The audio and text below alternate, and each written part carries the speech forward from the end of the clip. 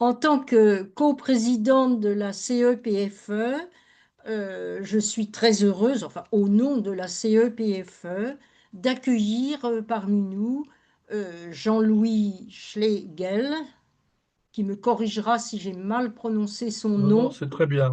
C'est très bien. Ah, bien. Et qui va donc participer à une nouvelle rencontre de la CEPFE dans le cadre de Oser aussi l'Église au féminin. Gilles, tu peux... Oui, merci, merci Annie. Alors, bonsoir Jean-Louis Schlegel, merci d'avoir accepté cette invitation de la CEPFE. Et avant de commencer notre réunion, eh bien, je vais vous présenter, évoquer quelques éléments biographiques que vous avez bien voulu partager avec nous pour que les personnes participant à cette réunion bien comprennent qui vous êtes et pourquoi nous vous avons invité.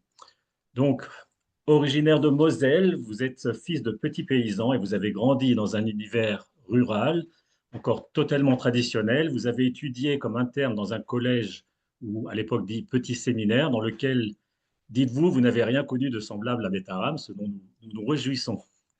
Entré chez les Jésuites en 1965, après un concile qui avait été marqué par une intense contestation et une crise accentuée par le séisme de mai 68, vous avez vu plus des trois quarts de vos compagnons étudiants jésuites quitter les ordres. Mais vous y êtes demeuré quant à vous et avez mis à profit vos études, vos années d'études universitaires, au cours desquelles vous avez étudié les sciences humaines, la philosophie et la théologie. Vous avez été ensuite aumônier d'étudiants à Nancy, puis directeur de la revue Projet. Vous avez quitté la Compagnie de Jésus en 1985 pour vous marier en 1988, et sans quitter l'Église, contrairement à bien d'autres personnes et religieux de votre génération. Embauché avant de quitter les ordres comme éditeur aux éditions du Seuil en sciences humaines en 1986, vous y êtes demeuré pendant 25 ans et pendant 15 ans de plus après être parti en retraite. Vous avez été proche depuis les années 80 de la revue Esprit, dont vous avez dirigé la rédaction pendant plusieurs années. Vous avez été également membre pendant une dizaine d'années du comité scientifique des ASSR, Archives de sciences sociales des religions, revue française des sociologues de la religion. Et je rajoute avec reconnaissance que vous êtes également membre du comité des sages de la CEPFE. Outre de nombreux articles dans la revue Esprit, dans d'autres revues, vous êtes l'auteur, entre autres, de plusieurs ouvrages, dont notamment, dont notamment Religion à la carte en 1997, La loi de Dieu contre la liberté des hommes, intégrisme et fondamentalisme, publié en 2003. Vous êtes également éditeur et co-auteur avec Denis Pelletier de À la gauche du Christ, les chrétiens de gauche de 1945 à nos jours, et traducteur de l'allemand d'une vingtaine de livres de philosophes tels que Habermas, Schmitt, Schopenhauer, et de théologiens tels que Kung, Urs von Balthasar, Ratzinger, etc. Donc avec un tel itinéraire, Jean-Louis Schlegel, il est évident que nous pourrions parler avec vous de mille choses passionnantes et ce pendant des heures, mais donc nous ne disposons ce soir malheureusement que d'un peu moins d'une heure. Et suite à la publication en mai 2022 de votre livre intitulé Vers l'implosion, entretien avec Daniel Hervieux-Léger sur le présent et l'avenir du catholicisme, nous avons décidé de consacrer notre rencontre de ce soir aux défis auxquels l'Église catholique doit actuellement faire face, notamment en Occident et en particulier en France, autour de la question suivante: une ou des réformes de l'Église sont-elles encore possibles?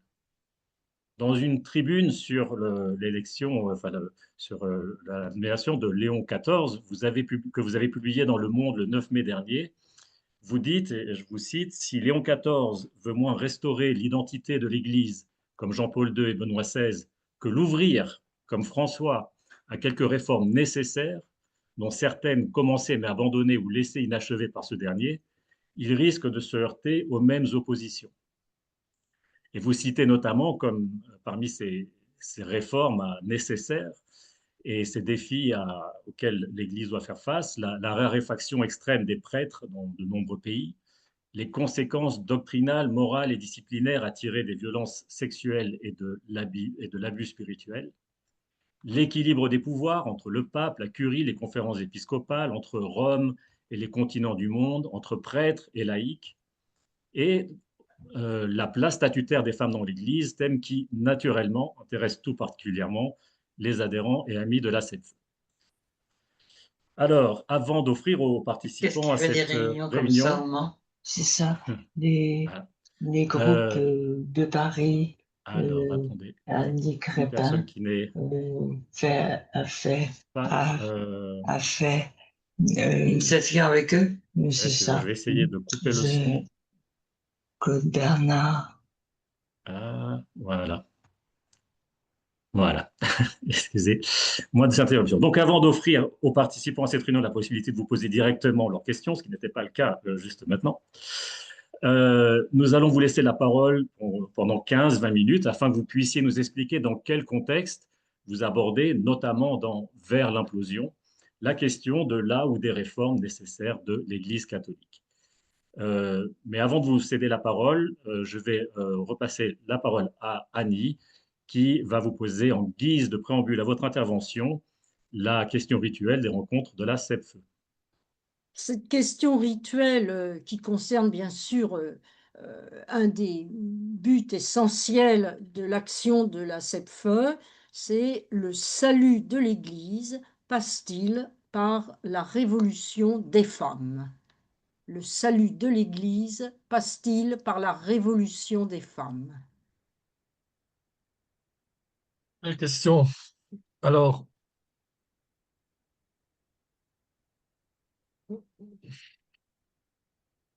je pourrais presque répondre pour le salut de l'Église.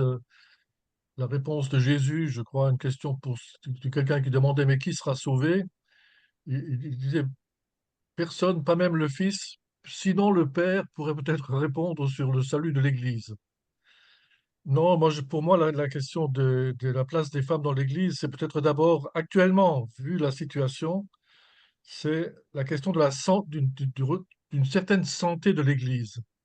Parce que je trouve que le fait de ne pas donner aux femmes la place, non pas qu'elles méritent, la place qu'elles doivent occuper, quoi, normalement, dans une Église au 21e siècle, tant que cette place ne sera pas donnée, tant que l'Église ne sera pas en mesure de répondre aux demandes des femmes, tant qu'elle ne sera pas capable de, comment dire, d'intégrer effectivement les révolutions qui ont eu lieu dans le monde des femmes depuis 50 ans, et peut-être encore tout récemment, tant qu'elle ne sera pas capable de ça, moi je ne la vois pas guérir. Moi, je ne vois pas guérir des abus, je ne la vois pas sortir des abus sexuels, du sexisme, du machisme, d'un gouvernement masculin qui paraît d'ailleurs souvent ridicule, quoi, tellement il est affirmé. Ce qui fait que même, mettons, c'était frappant, au moment de la mort de François et puis du conclave, on pouvait admirer la pompe romaine, enfin, dans je sais pas comment dire, l'environnement, quoi, du conclave, l'environnement de l'enterrement de François. On pouvait admirer le prodigieux luxe artistique de cette ville et du Vatican lui-même. Et en même temps, c'est que la question est remontée à juste titre. Moi aussi, j'étais frappé de ça. Que des hommes, et des hommes, disons, d'un âge certain quand même, en général, hein. C'était tout à fait étonnant. Euh, pratiquement presque rien laissé aux femmes, je crois, deux, trois lectures, quoi. C'était quand même, c'est impressionnant, quoi, comme unilatéralisme, comme inégalité.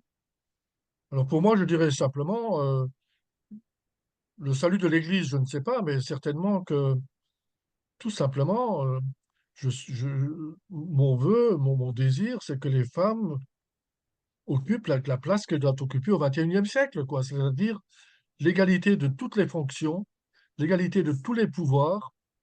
euh, et je ne vois pas quelles objections peuvent valoir la contre. Alors on entend souvent ces arguments ridicules. Oui, mais alors, oui, mais mettons, les prêtres vont se marier, mais il y aura des divorces. Ben oui, ben oui, ben oui, il y aura des divorces. euh, ils auront une famille, il faudra qu'ils gagnent des sous pour élever une famille. Ben oui, ils auront une condition tout à fait normale et les solutions seront forcément trouvées à partir du moment où les problèmes seront posés. Enfin, disons, je trouve toujours un peu risibles les raisons. Et j'ajoute, alors effectivement, il y a deux difficultés que je vois pour entrer déjà dans le sujet qui nous occupe. C'est vrai que le statut des femmes dans le monde d'aujourd'hui est quand même extraordinairement différent du point de vue culturel, hein. C'est-à-dire que des choses que nous envisagerions quand même très facilement en Europe, s'il n'y avait pas cette espèce d'obstruction romaine qui vient de très loin, de très haut, disons, ce que nous arrivons à envisager assez facilement peut se heurter en d'autres continents. On pense surtout à l'Afrique, mais aussi à l'Asie, au fond, au statut culturel de la femme, qui est un statut très minoré. Et souvent, les problèmes de culture sont plus difficiles à résoudre finalement que les problèmes de droit. Ça, c'est un aspect que je vois donc pour la difficulté. L'autre aspect, c'est que on a un peu l'impression quand même, hein, si vous voulez, quand on regarde la dernière moitié du XXe siècle, que à la limite, on ne s'est même pas rapproché d'une solution, on a durci les problèmes. Il fut un temps où on objectait simplement de dire, voilà, bon, le Christ, enfin Jésus n'avait pas choisi de femme pour être apôtre, hein. Donc il n'avait pas choisi de femme pour être les premiers prêtres, on va dire, que furent les apôtres à partir du jeudi saint. Mettons qu'on tienne ce langage-là. Euh, bon, disons, c'est un argument facile à réfuter. Là, pour le coup, il relève tout simplement, c'est un argument culturel qui est tout simplement que du temps de Jésus, effectivement, les rôles des femmes et des hommes étaient totalement différents. Ce qui ne veut pas nécessairement dire que les femmes étaient opprimées, mais bon, peu importe. Ça, c'est l'argument historique qu'on a souvent avancé. Mais au XXe siècle, vous le savez bien, il y a encore dans la deuxième moitié du XXe siècle, dans les années 70 en particulier, il y a un homme qui fut un très grand théologien, moi je le considère ainsi, même si ce n'est pas ma tasse de thé, Ourson Balthazar, qui a finalement donné presque un statut mystique à la différence entre hommes et femmes dans l'Église, au nom de quelques phrases de Saint Paul, hein, sur le fait que, que, que l'Église est l'épouse du Christ. Donc, quand les prêtres célèbrent la messe, ils sont à la place du Christ, un alter Christus. Et donc, effectivement, à ce moment-là, c'est normal qu'ils soient en quelque sorte, ils sont masculins, que eux seuls puissent être dans le rôle du masculin. Bon, personnellement, je trouve, si vous voulez, cette théologie sur un verset, deux, trois versets de Paul, sans grand intérêt, quoi, hein. Mais je trouve c'est juste pour marquer à quel point bon, quand l'Église se défend, elle est capable de trouver des raisons théologiques absolument incroyables, quoi. Voilà, c'est ce côté un peu, ouais, comment dire, il y a un côté pervers, un côté paranoïaque. Enfin, je sais pas comment, c'est étonnant. Si vous voulez, ça me fait penser presque, on a inventé l'infaillibilité quand les gens, au XIXe siècle, se sont détachés de l'Église. Alors, on a cru qu'en rendant le pape infaillible, rendre les hommes plus obéissants. C'était l'inverse qui s'est passé, bien entendu, hein. Ce qui fait que maintenant, d'ailleurs, par bien des côtés, on le voit bien, l'infaillibilité du pape, plus personne n'arrive à y croire, même si ça existe toujours. Enfin, voilà un début de réponse que je voulais. Alors simplement, si on dit révolution des femmes, on pourrait presque dire, bon, il faudrait une première révolution dans l'Église, c'est-à-dire que l'Église admette ce fait qu'elle ne peut pas continuer comme ça, de maintenir une sorte de statut inégalitaire des hommes et des femmes dans l'Église. Ça devient, je sais pas, il y a un côté indécent, il y a un côté ridicule, il y a un côté, et puis il y a un côté dangereux quoi pour la santé spirituelle, la santé morale, la santé sexuelle, tout simplement aussi des individus dans l'Église. C'est un aspect. Voilà, donc et puis la seconde révolution, ce serait, vous voulez, il n'y a pas seulement cette intégration, on pourrait presque dire, de la place des femmes normales, tout simplement, dans l'Église, avec tous les problèmes que ça peut poser, qui peut se poser entre des hommes et des femmes quand ils travaillent ensemble, quand ils vivent ensemble, etc. Mais l'Église est encore loin d'avoir assimilé, mettons, je vais dire les dernières révolutions, MeToo et tout ça, par exemple, des choses comme le consentement. Hein, je ne sais pas si l'Église va très, très clair dans ce genre de sujet. Il y en a qui sont bien, mais il y en a Dans les qui. pays, dans les pays Lui, machistes, j'ai l'impression qu'il y aura encore beaucoup de progrès à faire. Hein. Voilà. Très Nous vous bien. remercions. Donc, je pense que cette question des femmes, évidemment, on peut la remettre dans la perspective eh bien, de la question plus générale de la réforme de l'Église. Vous l'avez dit, c'est une question qui, pour vous, est liée au problème des abus, le fait que bon, l'absence de femmes dans les institutions, et qui contribue aussi à un manque de transparence, etc. Mais donc, pour prendre maintenant un peu plus de recul et adresser cette question de la réforme ou des réformes qui seraient nécessaires à faire dans l'Église et de leurs difficultés. Leurs difficultés, donc on voit aussi avec la question des femmes sur les affrontements auxquels cette question peut donner lieu entre certains différents voilà, baptisés et membres de l'Église. Donc, euh, est-ce que vous pouviez nous parler eh bien à travers vos études en tant que sociologue de l'Église et bien de vos observations sur l'état de l'Église actuelle et sur les possibilités justement de mener à bien ces réformes que certains baptisés appellent vraiment de leur vœu et que d'autres, au contraire, enfin, prétendent interdire ou en tout cas empêcher de toute leur énergie. Oui, effectivement. Alors, dans l'Église catholique, forcément, on se pose toujours la question, est-ce qu'il faut faire les réformes par la tête ou par les membres ou par les deux ensemble? Enfin, évidemment, on répondra très facilement, il faut les deux. Hein. Il faut que la tête et les membres se réforment ensemble. D'une certaine manière, c'est peut-être l'idée qu'avait le pape François avec le synode. Hein, c'est-à-dire que on va essayer de remettre quand même l'Église entière en mouvement, de la base au sommet. Euh, et le fait qu'ils maintiennent l'idée qu'après sa mort, donc en 2028, je crois, on fera un premier bilan aussi de ce qui a encore été accompli à partir de maintenant, à partir de ce qui va encore être proposé. Euh, bon, donc c'était une manière de faire.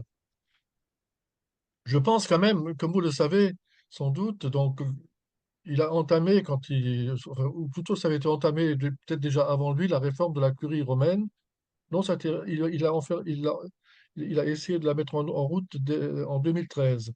Finalement, je crois que les textes ont été publiés en 2022 et à la surprise générale, euh, le pape prenait un rôle plus important que jamais. Enfin, c'est-à-dire, il est vraiment, alors, euh, il prenait vraiment le pouvoir sur la curie.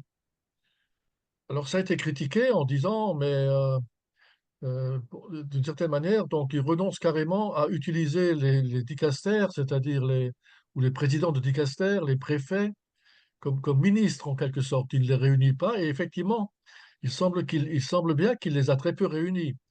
Et dans un certain nombre de cas, il s'est substitué à eux. Par exemple, il semble bien qu'il soit substitué au cardinal Parolin, secrétaire d'État, c'est-à-dire ministre des Affaires extérieures de l'Église. C'était plutôt lui-même qui tractait avec les chefs d'État, qui les recevait et qui décidait de la politique extérieure de l'Église avec les États. Bon, mais on pourrait faire la réflexion aussi, peut-être que la réforme est allée dans ce sens-là parce que il s'est rendu compte que la curie était un corps tellement, je sais pas comment dire, je sais pas comment dire, tellement dur, quoi, tellement durci, tellement enfoncé dans ses coutumes, dans ses mœurs, que vraiment, il n'y avait pas moyen de s'en sortir, quoi, qu'il ne pouvait pas compter finalement sur la curie, d'autant plus faut se rappeler quand même qu'il a trouvé, lui, quand il est arrivé en 2013, alors un héritage que lui avait laissé Benoît, qui était absolument lamentable, hein. Enfin, disons, les hommes que Benoît avait mis à la tête d'un certain nombre de dicastères, le plus célèbre étant Muller, donc le préfet de la Congrégation pour la doctrine de la foi, c'était des hommes qui ont été d'emblée presque opposés à François. Donc il a fait un peu place nette, il s'est donné lui-même, on pourrait presque dire, du- du- des possibilités de gouverner de façon absolue, mais on voit bien que c'est quand même une solution. C'est une solution un peu étrange quand même, quoi, hein. Alors que le pape est déjà un souverain absolu, le dernier souverain absolu de l'Europe, s'il se donne encore plus de pouvoir. Et puis en plus, les papes sont mortels, ben, la preuve, hein. Donc, je ne sais pas très bien si, c'est-à-dire, est-ce que Léon XIV va profiter au fond des latitudes que lui a laissé François pour gouverner et pour faire des réformes? Je n'en sais rien parce que apparemment, il veut en faire, hein. Donc, ils ont élu quelqu'un qui veut quand même se mettre dans la ligne de François. Simplement, je ne sais pas, je suis un peu gêné. Je ne voudrais pas le critiquer trop vite, quoi, parce que ce qu'il dit est vrai. Pour reprendre une expression un peu, je ne sais pas, ne le prenez pas de façon trop vache, quoi, de ma part. C'est un peu de l'eau tiède, quoi. Voilà. Enfin, c'est un peu comme ça qu'on le ressent. Il dit des choses avec lesquelles on ne peut être que d'accord, mais il lui manque un peu l'éclat des formules de François, quoi, alors simplement, bon, faut pas charrier non plus. Euh, François a aussi mis plusieurs mois quand même à devenir François, c'est-à-dire il est devenu François, je crois, au mois de juillet, donc 3 mois après son élection, en allant à Lampedusa. Et puis, je crois, dans le premier livre qu'il a publié, enfin, le livre qui a été publié avec une interview avec le père Spadaro, qui est sorti en livre, où il disait que un certain nombre de choses, comme quoi il était rusé, qu'il se sentait pêcheur, enfin des choses de ce genre-là. Et puis très vite, ces entretiens dans les avions, où il a d'ailleurs dit des choses assez contradictoires, mais toujours avec un certain panache, quoi. C'était, voilà. Tandis que là, le nouveau pape que nous avons là est tellement sage que qu'on souhaiterait qu'il le soit un peu moins, quoi. Voilà. Mais Alors la François, réforme par le bas, tu voulais la réforme par le bas dans l'Église, là, si on prend les trois hypothèses, donc le haut et le bas, le haut ou le bas, mais le bas actuellement, il faut quand même le reconnaître. Il est un peu entraîné a-t-on l'impression, un peu partout dans une voie identitaire, quoi. C'est-à-dire, comme on dit parfois, là, il y a une sorte de virage à droite, mais dans l'Église aussi, en ce sens-là. Enfin, je prends volontairement les mots politiques, mais en dehors de ça, on voit bien, il y a quand même, pour des raisons qu'on pourrait dire, qu'il faudrait analyser, mais il faut bien dire que le noyau pratiquant qui reste, bon, il est encore divers, hein, il faut pas exagérer non plus, mais quand même, on a l'impression qu'il retourne assez fortement à une demande de signes pas comment dire, assez identitaire. Et au fond, ceux qui managent cette base actuellement, il faut le reconnaître, c'est un jeune clergé qui est quand même très marqué de ce côté-là aussi, hein. C'est quand même étonnant que pratiquement la totalité du jeune clergé, enfin presque la quasi-totalité du jeune clergé actuellement, s'est remise en soutane. C'est quand même étonnant, enfin, qu'on en soit là, quoi, hein. Moi, on pourrait penser que le balancier, comme toujours, va de nouveau, après avoir été longtemps un peu, disons, dans un certain type de gauche conciliaire, etc., réformiste, on pouvait penser qu'éventuellement il y aurait une réaction, mais une réaction à ce point-là, c'est quand même très étonnant. oui, et vous, Quand donc, vous vous parliez lisez de François, dans la revue, dans la dernière livraison de la revue Études, à laquelle j'ai appartenu en d'autres temps, il y a quelques articles intéressants, en particulier de Massimo Faggioli. C'est un sociologue américain sur l'Église américaine sous Trump, et ça vous donne, ça vous donne des boutons ou des frissons, hein. C'est effrayant, hein, c'est la façon dont cette Église a évolué. Puis, par exemple, Marie-Jo Thiel a un article sur François et les abus, où elle a quand même une page finale assez sévère justement sur le sujet François et les femmes, où elle dit que François n'a jamais quand même, il est resté quand même assez. Enfin, il voulait leur donner une meilleure place, mais surtout pas changer leur rôle et changer leur définition dans l'Église. Il était au fond, faut pas oublier que c'était un homme de la Sainte Vierge quand même, hein, de Marie. Moi-même, j'ai été surpris là. Vous qui êtes des gens pieux, vous l'aviez certainement remarqué. Mais le lundi de Pentecôte, il a institué il y a 3 4 ans une nouvelle fête de Marie, comme s'il n'y en avait pas déjà assez. Donc c'était Marie, mère de l'Église. Mais je crois que François, sa spiritualité était très fortement celle-là, spiritualité mariale, qui consistait à porter beaucoup d'estime aux femmes, mais sans changer leur condition dans l'Église et leur rôle dans l'Église. Bien. Et Donc, alors, voilà est-ce pour qu'on va... voilà pour quelques idées de réforme. Je ne sais pas, Ouais, voilà.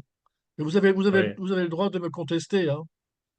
tout à fait. Alors, bon, effectivement, pour le rôle de François, donc, vous dites qu'il a essayé de récupérer des pouvoirs et qu'on aurait pu espérer qu'il s'en serve pour réformer l'Église, que la curie n'était pas disposée à réformer. Néanmoins, effectivement, il s'est arrêté en route sur beaucoup de sujets sur lesquels on l'attendait, notamment bon, les prêtres mariés avec sur le synode de l'Amazonie, la question des femmes, effectivement, même il a nommé des femmes à la tête de certains dicastères, mais voilà, il s'est arrêté un petit peu en route. Et dans cette église que vous représentez, alors de manière assez pessimiste, comme contrôlée en tout cas par plutôt un mouvement traditionnaliste, euh, évidemment, donc le nouveau pape va devoir faire. Alors, vous le représentez comme quelqu'un de tiède, tout en disant bien évidemment que nous n'avons pas encore eu le temps de le découvrir, mais il a été présenté surtout comme un homme du compromis. Et donc, c'est vrai que dans une église fracturée, fragmentée, c'est peut-être une qualité importante. Et notamment dans Vers l'implosion, vous avez évoqué comme une des raisons de l'immobilisme de l'Église, eh bien la phobie du schisme. Qui Oui. est... Alors, évidemment, c'est une question qu'on doit se poser. Dans quelle mesure l'Église peut-elle continuer à porter le message des évangiles tels que le catholicisme le porte si elle s'effondre, si elle se fragmente en différents courants irréconciliables? Oui, oh, je crois quand même que la principale fracture est celle dont vous venez de parler, quoi, c'est-à-dire la fracture d'une minorité très, très minoritaire finalement, mais qui, qui est forte en France, en Allemagne et aux États-Unis, donc une minorité traditionnaliste qui campe quand même ouais, alors elle le nie, hein, beaucoup le nient. Quand j'entre en discussion avec des traditionalistes, par exemple du genre de ceux qui sont allés au pèlerinage de chrétienté à Chartres, et je ne sais pas, on est toujours très difficile, on arrive difficilement à savoir s'ils sont sincères ou non, mais ils nient farouchement le fait euh, qu'ils aient des visées autres que d'être de bons catholiques, quoi. Enfin, alors que moi, j'ai l'impression toujours qu'ils visent quand même, parce qu'ils ont le vent en poupe en plus, à une forme de reconquête, hein.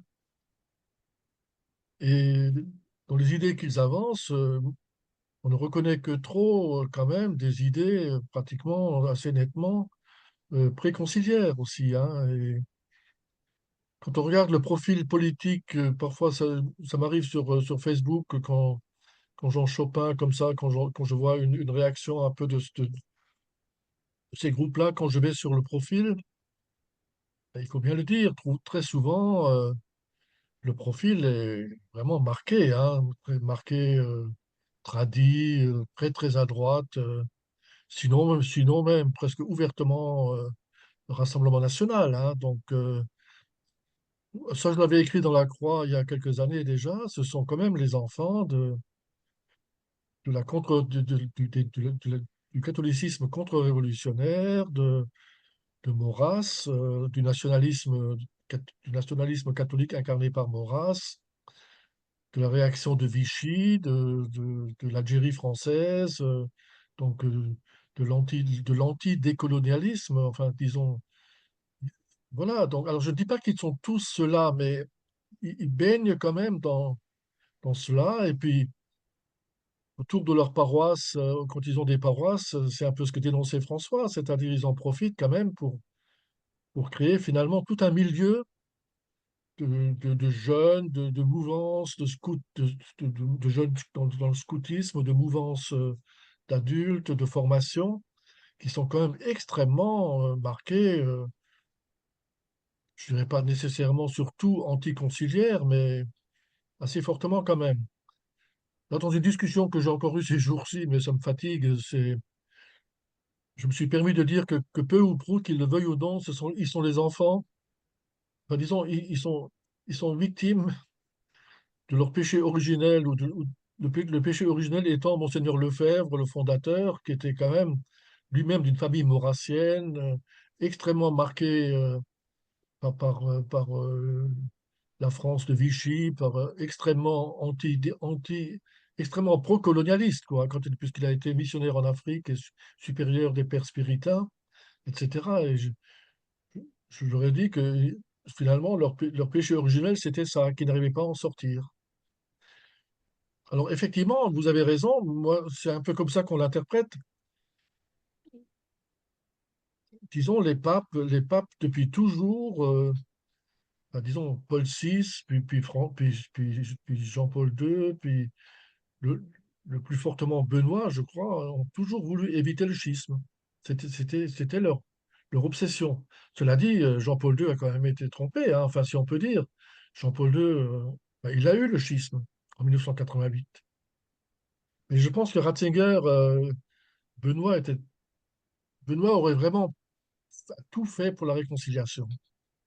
Il était prêt à faire des concessions inouïes. Et moi, je considère que le fait de permettre la messe de façon aussi libérale à partir de 2007, c'était une concession.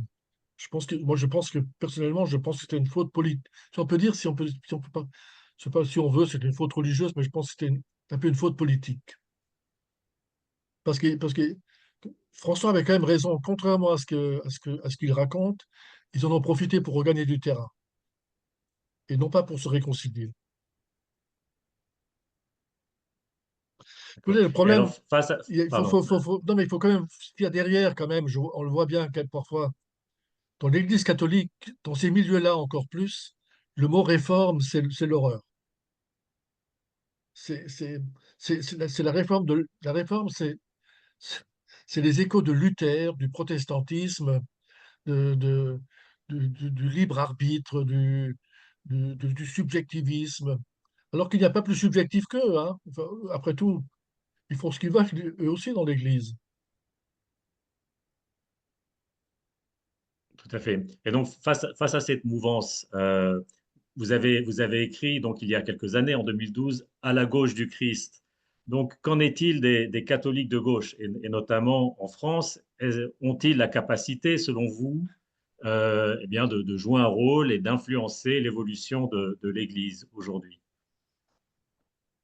Non, mais je pense que les catholiques de gauche, bon, on va dire, c'est quand même, ils sont, ils sont progressivement en voie de disparition, si on veut, mais je veux dire, ils ne représentent plus une force. Ils peuvent encore représenter une force dans l'Église, eh bien, comme le groupe que nous formons ce soir, hein, et puis d'autres un peu similaires. Alors, disons, dans cette génération. Alors, on voit bien en dessous quand même, on est quand même frappé malgré tout, hein, de groupes de jeunes qui sont souvent plutôt des intellectuels d'ailleurs, des profs ou des gens engagés dans des professions plutôt intellectuelles, me semble-t-il, comme Anastasis, comme ceux qui se réunissent au Dorothy, euh, des choses de ce genre-là. Ils existent. Alors évidemment, ils ne sont pas très nombreux. Ils sont à Lyon, ils étaient surtout dans deux villes. À Lyon, ils sont un peu en crise, semble-t-il, mais à Paris, je crois que ça fonctionne bien. Je dois d'ailleurs aller au colloque des poussières là, qui aura lieu au mois d'août, là, qui tiennent près de Dijon pendant 3-4 jours. Enfin, donc, c'est pas un colloque, c'est comme un peu je sais pas quoi, c'est une rêve partie c'est une rêve partie de ces jeunes catholiques qui sont quand même marqués, enfin, qui ne cachent pas du tout leurs critiques. Alors, on a quelques relations avec eux à la revue Esprit, ils nous reprochent d'être trop mous, hein, c'est-à-dire surtout sur le politique. Ils trouvent qu'on est plus. Enfin bon, pour le dire très clairement, ils aimeraient qu'on soit parfois dans une critique plus marxiste que plus moins, moins social-démocrate, quoi. Ils nous reprochent un peu d'être des sociodémocrates voilà, qui ne sont pas assez critiques de ce qui se passe dans le monde social. Bon, je sais pas, nous sommes aussi la génération qui a un peu rompu avec le marxisme, hein, qu'est-ce que vous voulez, hein, et, et donc, on a du mal à admettre, à re-rentrer dans cette spirale-là. Mais sinon, c'est vrai, on voit bien ce qu'a le vent en poupe, si on peut dire, c'est les jeunes scouts d'Europe, parce qu'ils bénéficient, mais ça, si vous voulez, dans l'Église catholique, il y a une logique imparable. Il faut dire qu'ils bénéficient de l'appui du jeune clergé, je pense de la majorité du jeune clergé, qui trouvent dans ces jeunes plutôt disponibles, qui reviennent, comme on dit, qui même soi-disant aiment la messe en latin, des choses de ce genre-là. Effectivement, le clergé trouve son compte dans des jeunes militants, et ces jeunes militants trouvent dans ce clergé marqué par des formes de piété un peu traditionnelles, trouvent de quoi vivre de sa foi. Personnellement, je suis quand même, si vous voulez, je, je, je, je suis, je suis inquiet pour d'autres choses qui est quand même, je sais pas, je trouve toute cette génération, la génération zéro, qu'est-ce qui lui reste comme culture religieuse, quoi. Je suis inquiet pour ça. Je ne sais plus très bien. Alors, je vois bien, on leur donne aujourd'hui de la tradition, mais quelle tradition? La tradition pieuse aussi, beaucoup. Une des Je tendances vous de l'époque interromps aussi, pour donner une, la parole oui, aux autres participants qui oui, voudraient oui, il faut, faire oui, des commentaires ou vous poser oui, des questions. Euh, Car il nous reste oui, 20 je minutes pose. environ. Allez-y, allez-y. Y a-t-il des questions? Claudine Onfray, Oui, Allez, Claudine, bonjour Claudine. allez-y, oui, je Claudine. peux parler? Bon, moi, je vous connais beaucoup, mais vous ne me connaissez pas. Donc, j'étais médecin gynécologue dans la recherche, etc. Et très engagée dans mon diocèse, en particulier du temps de Jacques David, prêtre, une gynécologue auprès des prêtres. On avait une église ouverte, accueillante, et discutée, plein de... Aujourd'hui, dans mon diocèse, qui est le diocèse d'Évreux,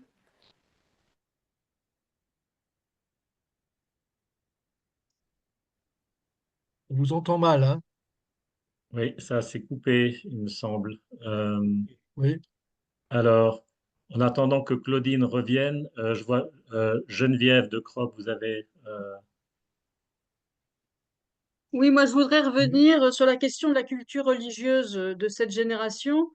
Moi, je ne suis pas sûre que ça soit le problème de cette génération. Je pense que c'est un problème général de l'Église Oui. catholique. Mm. Je trouve, moi, de là où je suis, mis à part des petites franges qui ont une culture de leur foi, une intelligence de leur foi, la grande masse des catholiques et je pense que c'est une différence avec les protestants d'ailleurs,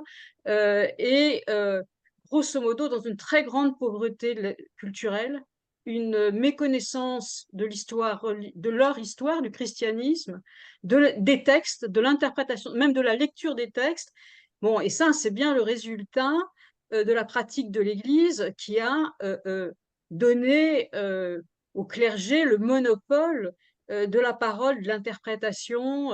Et donc, moi, je ne trouve pas du tout étonnant qu'aujourd'hui, dans un tel état de pauvreté, et encore une fois, ce n'est pas la génération actuelle, c'est bien antérieur, ça fait probablement des siècles, que les gens se rabattent sur un espèce de rituel, sur des pratiques relevant du sacré, et puis un sacré, moi, je ne trouve pas tellement de très très haute qualité, quoi. Voilà. Donc, il me semble que le problème de la culture religieuse se pose à l'ensemble de l'Église catholique. Oui, oui, je suis assez d'accord. Enfin, disons, il y a des propositions culturelles des propositions de culture religieuse dans les facultés théologiques, quand il y en a une. Alors, quand on est dans la région parisienne ou à Lyon ou à Lille, on peut aller toujours à la Cato, prendre quelques cours, des choses de ce genre-là. Non, ce qui me frappe beaucoup, c'est que moi, j'ai l'impression que j'ai quand même connu un temps où, mettons, même quand une encyclique sortait d'un pape, il y avait des groupes dans les paroisses qui se mettaient à l'étudier un peu pendant quelques temps, quoi, des choses de ce genre-là. Actuellement, j'ai regardé un peu ça pour faire ma petite enquête moi-même, en allant voir au fond des églises qui étaient proposées. Mais les formations sont faibles, très très faibles.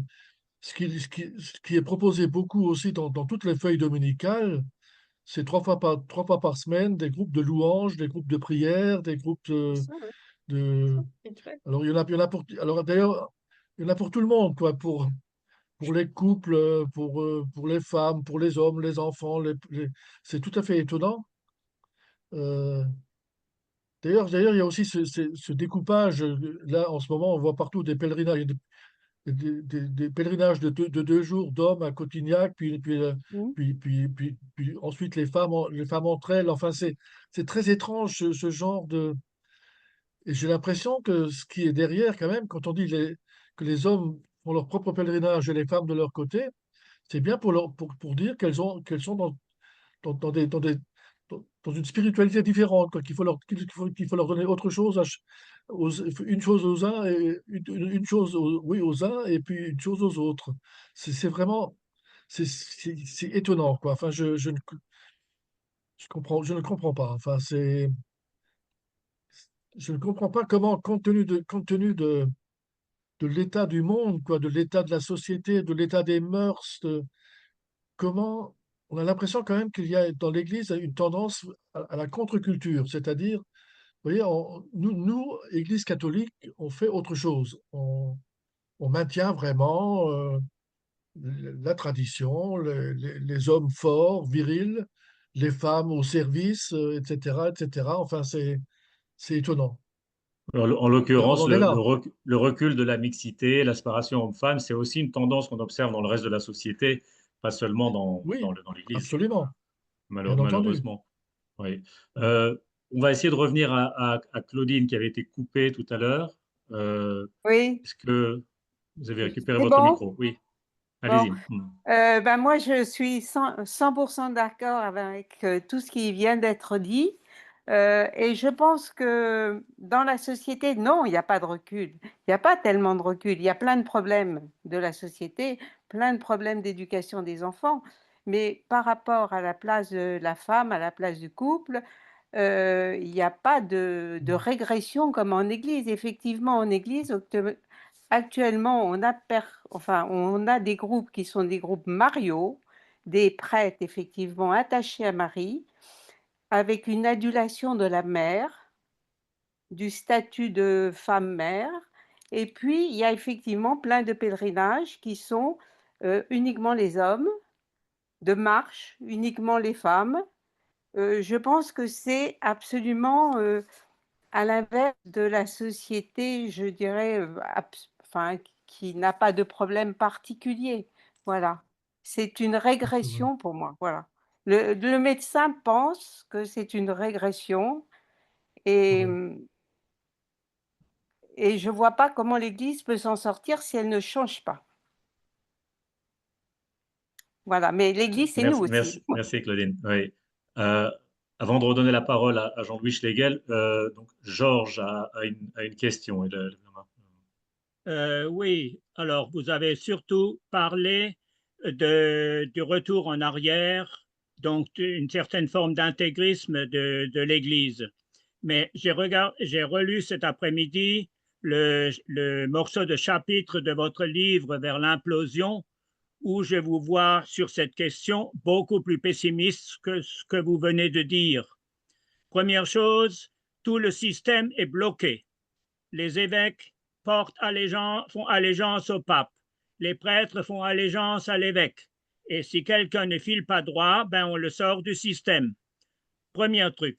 Deuxième analyse, aussi longtemps qu'on ne déverrouille pas le cléricalisme, c'est marqué même, c'est pas maintenant si c'était Daniel Hervé-Liéger qui l'avait dit ou si c'était vous qui disait tout ça c'est de la belle histoire, mais ça ne sert strictement à rien.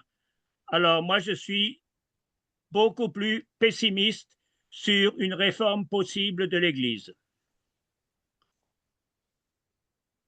Oui, oui, moi, alors personnellement, on m'accuse souvent d'être pessimiste. Alors je dis, je préfère être pessimiste parce que comme ça, je peux accueillir quand même de temps en temps quelques bonnes nouvelles malgré tout. Hein, puisque si j'étais optimiste, je pourrais vraiment perdre complètement courage parce que les bonnes nouvelles ne sont pas tellement nombreuses. Non, c'est vrai, vous avez raison. Alors, ce qu'on ne voit pas bien, si vous voulez, encore une fois, dans l'Église, ce qu'on ne voit pas bien, c'est par où peut venir la réforme.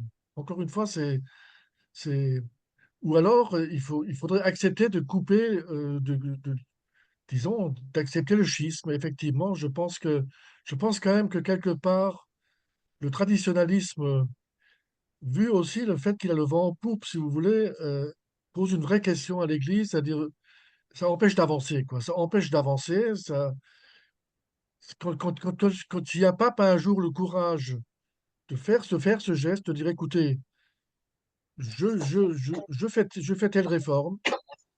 Mettons, on a parlé de François. Si François avait accepté les conclusions du synode sur, sur l'Amazonie, il aurait dû le faire, à mon avis, il aurait dû le faire.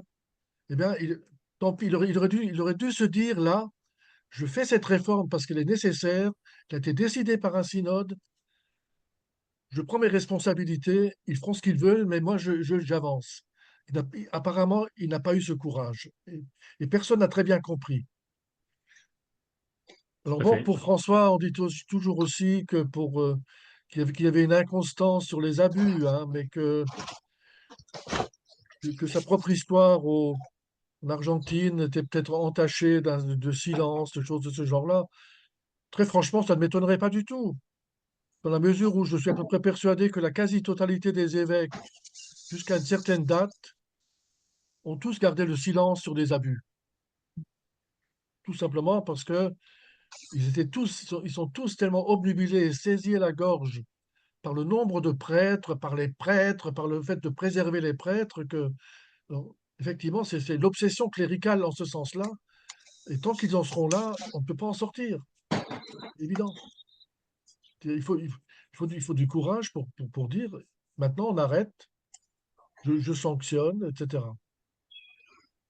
Sylvain Mais Landrivon regardez quand voudrait même, enfin, intervenir. regardez quand même sur ces histoires malgré tout, disons, des questions dites sociétales, quoi. On n'en sort pas, je trouve. C'est un autre aspect du problème. François, oui, et puis son préfet Fernandez disent qu'on peut donner une petite bénédiction, qui peut même durer 10 secondes, hein, au couple homosexuel qui demande éventuellement une bénédiction. Elle peut durer 10 secondes, ce n'est rien. Eh ben, le, le cardinal Ambango de Kinshasa euh, a pratiquement dit que que c'était insensé. il a même invoqué Poutine pour dire que même Poutine ne fait pas ça, enfin, que Poutine ne supporte pas les homosexuels. Alors franchement, quand on en est là, c'est quand même, on voit bien quelque, cho- quelque chose ne colle pas, quoi. Dans une grande institution ne devrait pas laisser passer des choses comme ça. Ce n'est pas possible. Sylvain, Mais Oui, donc, non, mais merci Jean-Louis. Quand on voit ce que vous écrivez avec Daniel Hervieux-Léger, quand on voit ce qu'écrit Christine Pedotti dans l'autopsie d'un système, quand on voit ce que s'écrivait Loïc de Kérimel sur le cléricalisme, moi je me demande comment on peut encore espérer quelque chose dans ces institutions. Et enfin, moi je propose qu'on passe à côté, qu'on la contourne. L'importance du message de l'évangile est plus importante que le respect de l'institution. Il faut sauver l'évangile, là. Plus sauver l'institution. On s'en fiche. oui, oui, moi je ne suis Parce personnellement, qu'effectivement, on bénit des cartables, on bénit des poules, mais on bénit pas des homosexuels, on jette les divorcés remariés, je veux dire, que ce soit les problèmes sociétaux, les problèmes théologiques, on est dans un truc insensé. Et c'est vrai qu'il va oui, imploser le système. disons, moi je suis un peu comme ça. Je, mon premier petit livre, s'intitulait La religion à la carte. Oui, Bon, ben, c'est ça. disons, je n'ai plus de scrupules à vivre la religion à la carte. Voilà. Eh Mais oui. alors, j'ai quand même, je trouve l'Église, par ailleurs, est quand même une immense histoire, une grosse une montagne de culture, une montagne de hauts faits, de charité et d'amour aussi du prochain. Oui. Donc, ça me va. Et Oui, mais quand on voit là ce week-end enfin l'ancien comité de la Jupe qui s'appelle maintenant Magdala, on a fait notre réunion de Pentecôte annuelle, on a fait une célébration le dimanche matin, magnifique, et on est capable, sans prêtre, de oui, partager la parole et de le faire dans la joie, oui, pas oui, qu'avec moi, des vieux tradis qui nous expliquent que ouah, il y a des divorcés remariés, donc il faut pas attention à qui on donne la communion, puis il y en a qui ne se sont pas confessés depuis un mois. C'est grave aussi. Parce que chacun oui, sait qu'en Jean 6, Jésus avait demandé à tout le monde où il en était. Donc, bien sûr qu'on ne peut pas partager le pain comme ça avec n'importe qui. Enfin bon, je laisse la parole à d'autres. oui, moi, si vous voulez, j'ai aussi la réflexion, mais chacun fait ce qu'il peut, ce qu'il veut, comment ils sont les choses. Personnellement, je trouve que ça ne vaut pas le coup de rompre. Vous voyez, enfin, Non, je pense qu'il vaut mieux Oui, réinventer ce qu'on peut là où oui, oui, on c'est est, ça. oui, tout à avec fait. ceux qui sont en proximité. Voilà, donc, Ouais, c'est ça. moi, ça serait. Voilà, parce que, au fond, faut voir ce qui est encore possible. Justement, des tas de choses sont encore possibles. Hein, on peut, après tout, si les curés ne veulent pas, ben, ils ne veulent pas. Hein. Mais moi, j'en connais qui aimeraient bien, mais ils sont pris dans la fonction. Qu'est-ce que vous voulez, hein? À la mission de France, ils acceptent de nous accompagner souvent. Mais la mission de Ah, France, c'est un peu particulier. oui. Ignace Bertin, vous avez une question. Il faut allumer votre micro. On ne vous entend pas là. Votre Ah, je micro, vois micro. Mettez votre micro. Ouvrez votre micro. le micro, Le micro. le micro à gauche. Oui, Ah, je sais voilà. bien, mais Ah, le voilà. micro est disparu. Alors, je suis, oui, d'accord, je suis pas désespéré, je suis pas optimiste non plus, mais je suis quand même frappé de la différence d'atmosphère qu'il y a entre la France et la Belgique, ou la France et l'Allemagne. Euh, je ne sais pas à quoi c'est dû. Bon, les chiffres de la participation sont assez semblables. Dans l'ensemble, le jeune clergé, qui soit diocésain ou religieux, est beaucoup plus classique. Mais ceux qui portent la soutane, ça c'est une toute petite minorité. Davantage portent maintenant quand même le col romain, ça fait une différence. Mais je pense aussi qu'il y a des choses qui sont possibles, que depuis pas mal de temps, des célébrations pour les divorcés et les mariés sont acceptées. François le savait, il n'a jamais mis ça en cause. Un rituel est proposé pour les couples homosexuels. Jusqu'à présent, il n'y a pas eu d'intervention romaine. Donc, je dirais, il y a des choses qui sont possibles, mais je ne sais pas pourquoi, effectivement, en France, il y a un tel clivage. Ça m'étonne. Et donc, je ne pense pas qu'il faut penser l'ensemble de l'Église à partir de ce qui est vécu en France, ni d'ailleurs en Europe. Vers où va-t-on? Je ne sais pas. Mais je pense aussi, comme Jean-Louis l'a dit, qu'il faut, comment dire, prendre la responsabilité d'occuper l'espace où c'est possible, y compris dans la transgression, pour faire avancer les choses. Mais voilà, merci. Oui, ben, Ignace, tu résumes bien ce que je pense aussi, mais disons, ce n'est pas facile forcément. Puis, ce n'est pas facile et on est aussi à un âge où les rangs s'éclaircissent, quoi. Enfin, voilà, hein, donc c'est parfois compliqué. Donc, mais ouais. C'est-à-dire, on n'a pas quand même, c'est difficile quand même de ne pas vivre avec une génération en dessous qui semble reprendre le flambeau de ce qu'on a cru, quoi, de ce qu'on a cru mettre en place. Voilà. C'est un peu. Mais alors, je dis au niveau de la, disons, de la génération en dessous, il y a là, c'est génération Benoît XVI et Jean-Paul II, mais en dessous encore, il y a quand même une génération François qui, petite, mais qui existe quand même en France. Mais c'est vrai que la différence entre la France et la Belgique me frappe aussi énormément, mais je crois que enfin, je ne vois pas d'autre raison que l'histoire. Il y a une lourde histoire française là-dessous, qui est la Révolution, la contre-révolution, l'influence énorme de Maurras quand même. Je suis frappé quand même que Maurras, qu'on croyait mort et enterré après la guerre, enfin, vu sa collaboration avec Vichy, ben, Maurras revient, il revient assez fortement, quoi. Enfin, il revient même dans des réflexes de gens qui ne sont pas tellement religieux, mais qui sont ravis de célébrer le nationalisme religieux, quoi. Enfin, c'est tout à fait étonnant. Alors, notre rencontre touche à sa fin, mais donc nous avons peut-être le temps d'une dernière intervention. Et ça tombe bien puisque c'est Annie qui a levé la main. Et comme c'est elle qui doit ensuite clore la réunion, eh bien je passe la parole à Annie. Merci Gilles. Je pense que dans l'Église catholique, les catholiques eux-mêmes confondent l'unité et l'uniformité.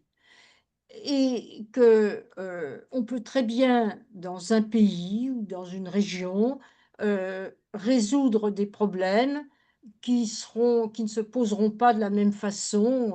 Par exemple, la question des femmes, on nous dit qu'en Afrique et en Asie, si on faisait évoluer les Africains, les Asiatiques, encore que les intéressés, enfin quand on donne la parole aux intéressés et ES, c'est pas la même chose. Mais pourquoi ne pas résoudre les problèmes qui se posent, par exemple, à l'Occident, et les églises africaines et asiatiques résolvent leurs propres problèmes, trouvent leurs solutions. Et je dirais d'une façon plus générale, puisqu'on a beaucoup parlé du climat de la France, ben, je pense que c'est à la base, euh, plutôt que de s'épuiser à vouloir transformer les choses par le haut, tout ce qu'on peut faire par le bas, parce qu'on est en train de faire, je ne sais pas, aujourd'hui, ce soir, même si c'est transgressif, il faut le faire. Il faut le faire. Et après tout, quand on regarde l'histoire de l'Église, la centralisation est venue progressivement, mais au départ, c'était une communauté d'églises au pluriel.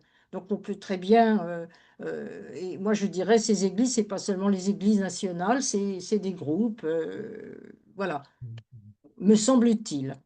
Parce que je ne voudrais pas non plus qu'on tombe dans le pessimisme en disant bah, tout ce que l'on fait, nous, ça sert à rien. Je pense que ça sert à quelque chose, même si parfois on n'en voit pas les résultats tout de suite.